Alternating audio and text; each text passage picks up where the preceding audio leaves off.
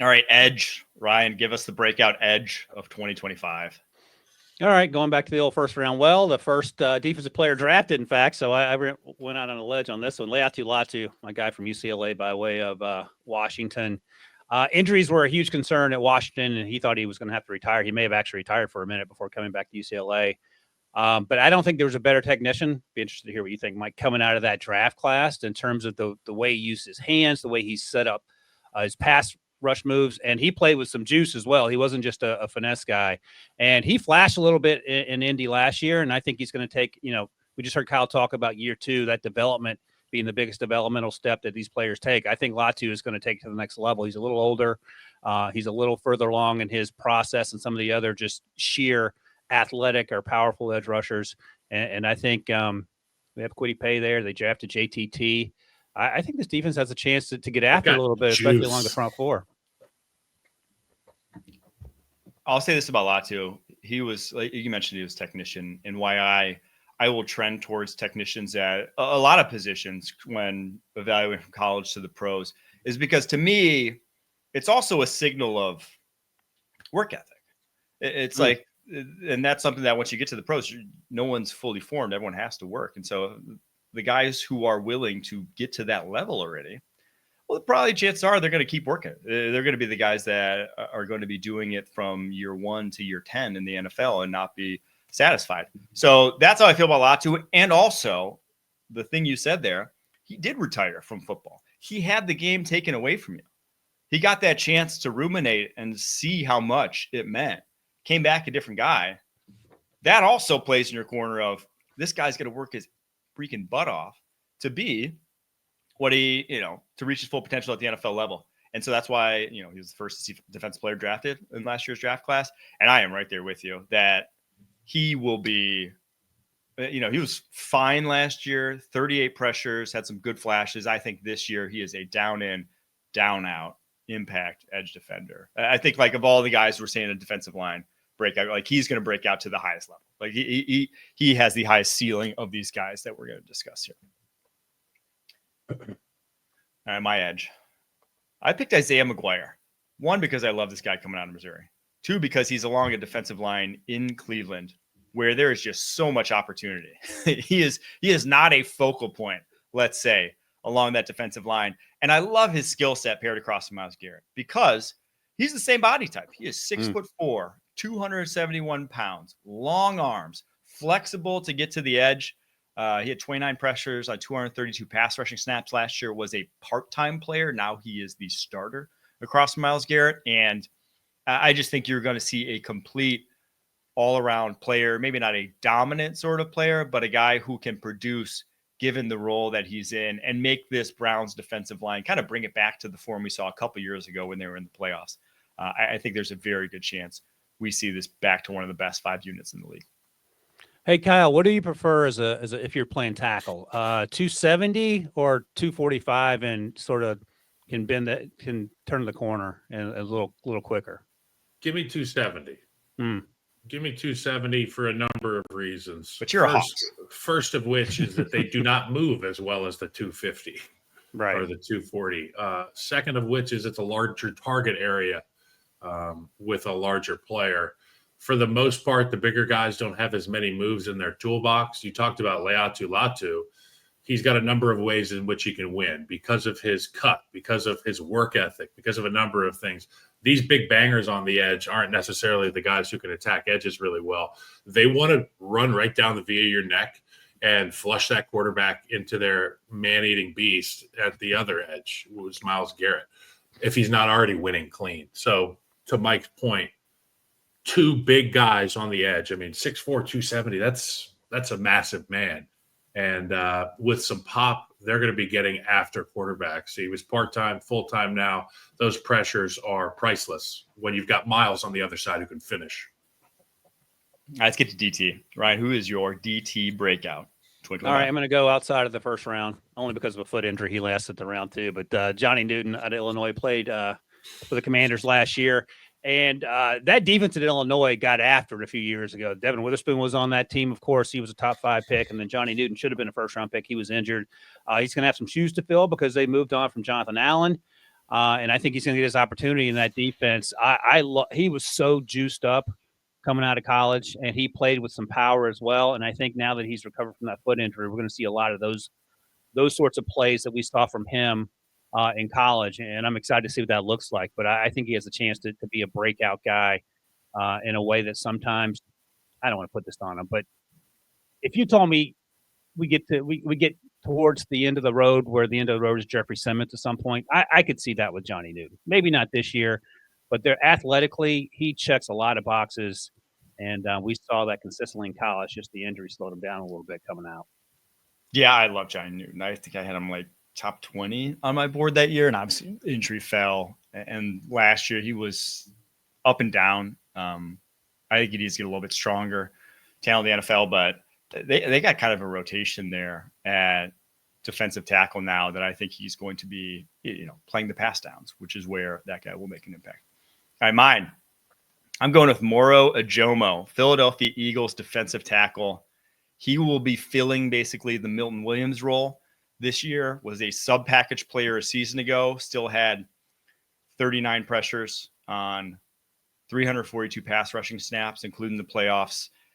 He's an interesting sort of player because he spent 5 years at Texas. He's heading into year 3, but he's still only 23 years old. So this guy was like 17 entering college, 21 on draft day, and still very much an ascending player. Went from not even seeing the football field whatsoever in 2023 to that impact I touched on earlier last season.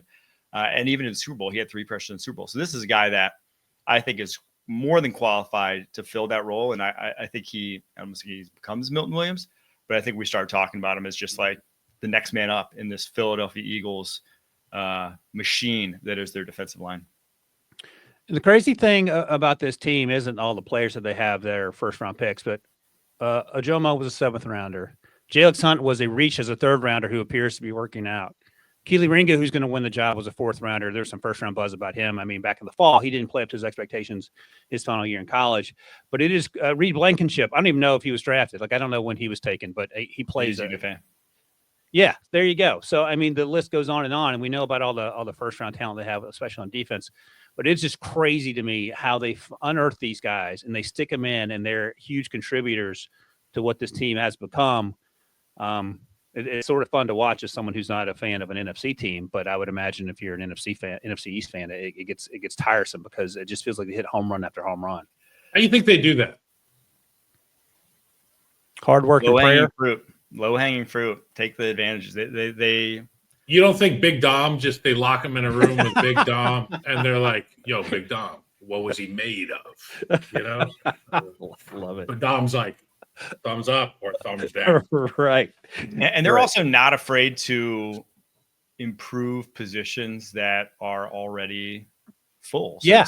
Exactly. I think that's the other biggest thing is they're not – so many teams go in the draft and they're like, we got to find a corner. What do we need? And we got to find a linebacker. And then you get to the board and it's like, oh, shit, a top 5 players here, but we really needed that corner, so we draft the corner. And that's how you – stay bad, in my opinion. The Eagles, they don't say that at all. Now, obviously, it worked out this past year how, the need at linebacker, they get the best linebacker in the draft to fall to them. But they didn't need Nolan Smith when they drafted Nolan Smith. They're just like, this guy fell to us? Okay. I don't think a lot of people had Nolan Smith outside the top 20, and Nolan Smith fell to back end of the first round. So they just take football players, bro. Yep. Like if you're a football player, it's like Baltimore, dude. For whatever reason, Baltimore has figured out a way to just be like, we don't miss. And you see a couple teams that have, good history like that. Tampa Bay is one where I like a lot of the guys they bring in, but there's, a special sauce there that's just missing from a number of these programs. Let's get to linebacker. Who you got at linebacker, Ryan? All right. I got a double dip. My cousin and my place for my favorite team, Peyton Wilson, NC State. Love this pick. Oh, I love this pick. So he went 99th overall because I think he has 2 knees and 2 shoulders, and that's the only reason. He would have been a top 32 with pick. 0 tendons in any of them. 0 tendons in any. Can't tear him. Hypermobility, baby. Yeah. Can't tear what you don't have. We talked to him at the combine, and he's like a country kid from North Carolina, and he said, my dad would work my ass super hard on the farm, and that's one thing, but I think I wanted to play football. So he had a reason to focus on football, and he is laser focused on football. He is like a solid kid. He goes home after work and just does what he does, and most of it's football related. But the athleticism after 2 knees and 2 shoulders is absolutely insane. One of my favorite plays from last year watching the Steelers, and they were actually pretty hard to come by. He had Justice Hill in a wheel route, and he somehow intercepted the ball without even looking at it down the left sideline, and they ended up winning that game. I think they did. If they had, they had no business beating them. But those are sorts of plays that off-ball linebackers, if you asked an off-ball linebacker to do that 20 years ago, their hips would fall off, and now it's almost commonplace with the way these guys are so insanely athletic. So fingers crossed, if he can stay healthy, I think he can be one of the best off-ball linebackers in the league. Yeah, there were 2 guys in last year's class who were just athletic freaks. And I think, the other one being Edrin Cooper. Yeah. Peyton Wilson. And I think everyone going into year 2 is like, yeah, they're going to be good. Like, I didn't even put Edrin Cooper here because truthfully, he's already broken out. If you watch him, what he did at the end of the season last year, it's like, that's what it's supposed to look like. It's perfect for Pittsburgh, dude. They've had this, I don't want to say a void at linebacker because there have been some good players that I played against that were linebackers for Pittsburgh, but it just feels like if Peyton Wilson can stay healthy, he's going to be one of these pieces that the Pittsburgh faithful just love. I mean, you can't help but say this, this white linebacker that plays for the Pittsburgh Steelers is going to get rooted for by the Yinzers. What are you kidding me? Look, the play that you pointed out was him covering Justice. It was Justice Hill getting covered, like a shadow by Peyton Wilson down the sideline. The thing that I love about Peyton Wilson is his vision and his ability to tackle with effectiveness and efficiently. Missed tackles kill defenses.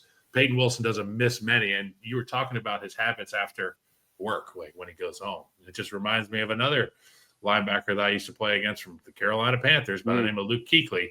And he was a nightmare to play against. I played against him a number of times. I never touched him.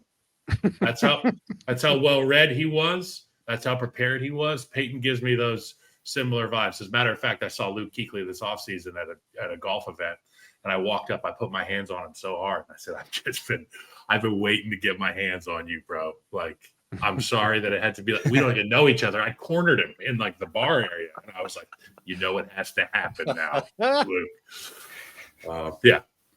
And then they voided my contract.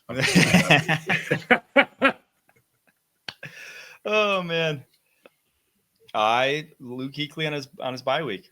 I beat him in cornhole, 2019. Funny guy. Luke Still Kuechly. remember it. Hilarious. I was my best game of cornhole in my life too. There you go. Showed up when it mattered most. Thank God one of us got him. Yeah. The funny thing was I didn't actually even recognize him. I went up and I was like, "Hey, can I get next game?" He's like, "Sure." I get up there. I stand next to the board. I'm like, "I am Mike." He's like, "Luke," and I'm like, "You're Luke Kuechly." Then you looked at his calves and you were like, I'm like, "Oh wait!" All of a sudden, I realized there's like not an ounce of fat on this guy. Yeah. Crazy player. All right, my linebacker, Omar Speights, Los Angeles Rams, UDFA last year, starts down the stretch for this team, and the guy is a thumper. He's not big, but he comes downhill, will hit with reckless abandon, can take on blocks. And in that defense, with that defensive line in front of him, this guy's going to have 1,000 tackles. He had 66 tackles last year in only half a season and only 4 missed tackles. Coverage, we'll see. But this guy is going to be a playmaker in the running game, a playmaker as a blitzer when called upon in that regard. And truthfully, I don't think they need much more out of that given how good their front 4 is. So Omar Speights going to have, if he's not top 5 in tackles, I'd be surprised. I'll just say that. Again, it just goes to, and the Rams are actually pretty good at this too, finding guys that are late round draft picks or undrafted and just sticking them out there, and those guys just make plays. But I think your other point's an important one. He knows his role, and they have so many dudes around him and in front of him that it makes his life easier as well. I almost put Braden Fisk on this list, but I thought he may have already broken out. So I didn't, just speaking of one of his teammates. Mm-hmm. But, I get it. I'm with you. All right, cornerback. Who you got? Secondary. Oh, my guy, Kamari Lassiter, 2nd-round pick because he ran into the 4.6s. I thought he had – I remember watching his tape, and tell me what you think, Mike. He didn't look like a 4.6 guy to me. Like, I thought he was dominant. The 4.6 got me, though. I moved him down. My board. You have to. That got me. I loved him. I had him like top 30. She's a 10, but her breath stinks. That's right. Right. Exactly. You said what?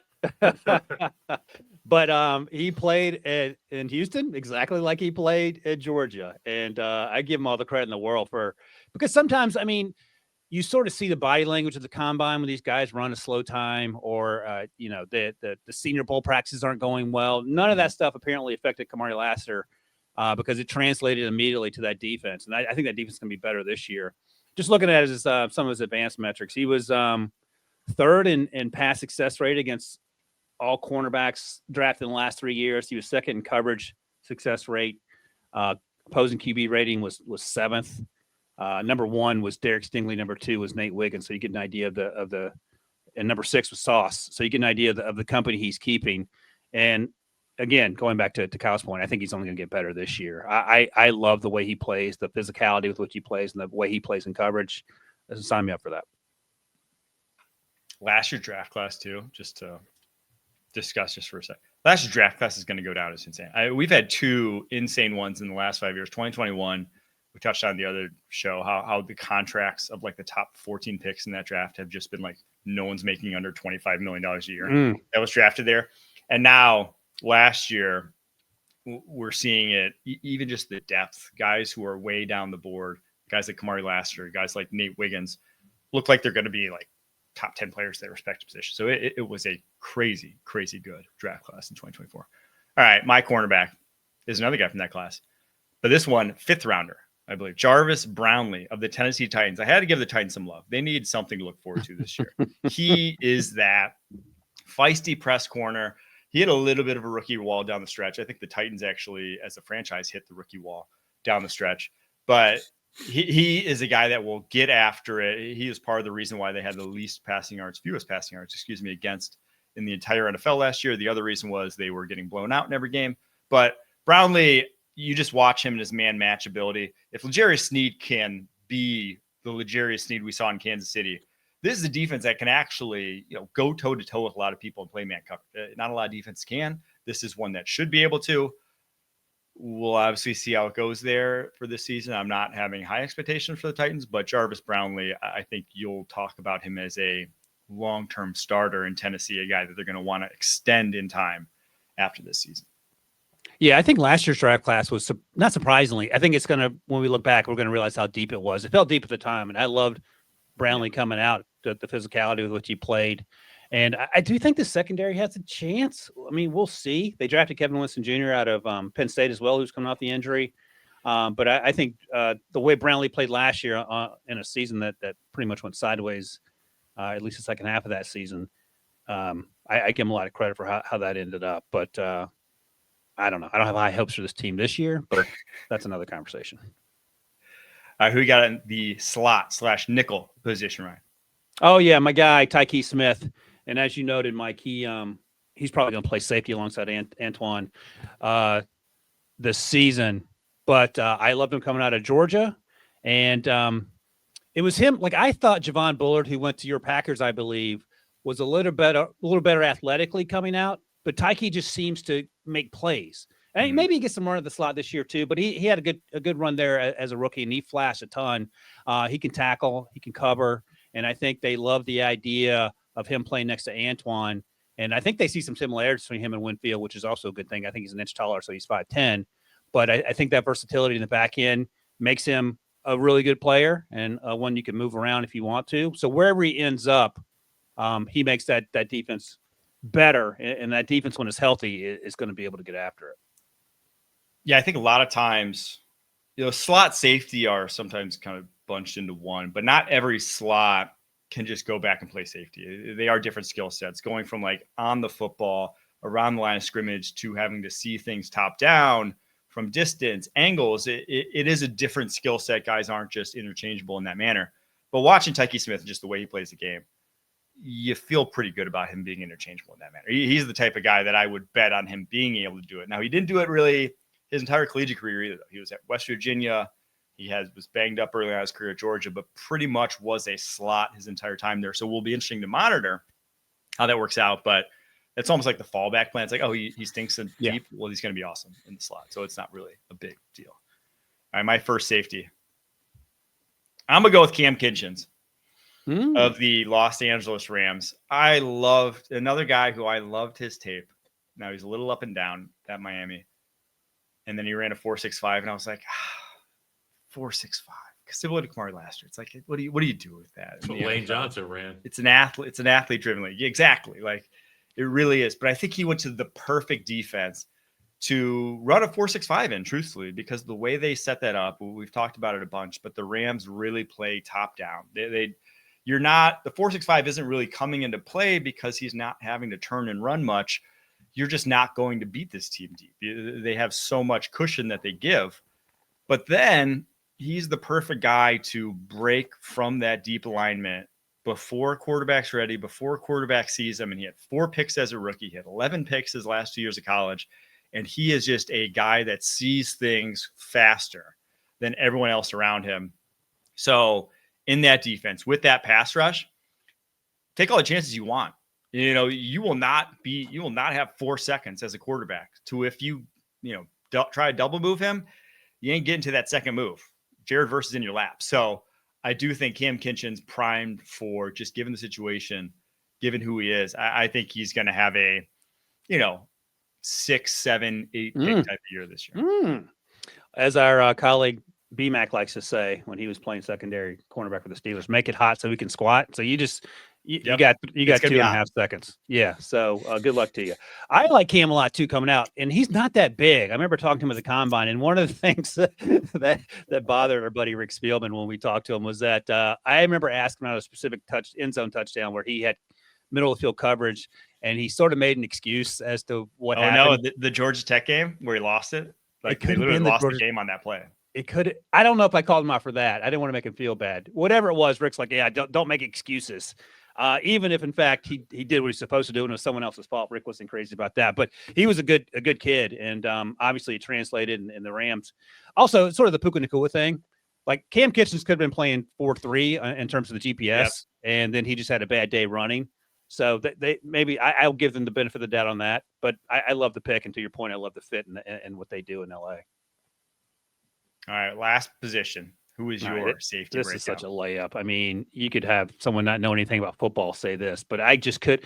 Again, it doesn't make me happy as a Steelers fan, but the reality is that, and Kyle talked about it earlier, the Ravens know exactly what they're doing when it comes to drafting players. And the crime committed by allowing them to get Kyle Hamilton in the middle of the first round a few years ago and then double down with Malachi Starks late in the first round this year, I feel like some people should be arrested for that, because it just feels like the type of thing. It's going to it's 100% an Illuminati situation. It's the low hanging fruit. You just take the good players. Low hanging fruit. Assuming everyone stays healthy, explain to me how this won't work out. Let me start there. It will. No. Right. Yeah. Right. That's it. That's all I got. Malachi Starks, Kirby Smart loved him because he was one of the smartest players ever to play for Kirby Smart.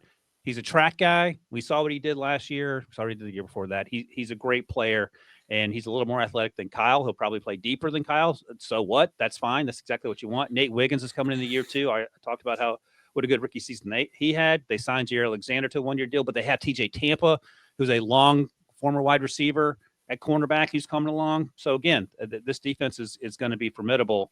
And they drafted Mike Green. Yeah, let's not forget about that. Okay, great. I need Isaiah Likely's foot to get better so this Ravens team can go on that AFC title run that I predicted a couple weeks ago. I'm not, you know what? I'm walking back the Super Bowl prediction, but as you're pointing out here, Ryan, I mean, just put it on autopilot. Let the players just go play. You know what I saw yesterday was Marlon Humphrey. I'm on Twitter a lot. Marlon Humphrey was quote tweeting an article about Lamar, the Ravens practices or whatever. And he replied, "We're bringing his ass to the ground tomorrow." And I'm like, this is the football that I love and miss. This is the banter that you get in training camp. And when you're on a team like the Ravens, and there ain't many of them, you get real iron sharpens iron. That shit's written on every high school gym across America, but it's only really lived by about half a dozen units in America, and the Ravens are one of them. I just love the Ravens, man. Defense, offense, everything.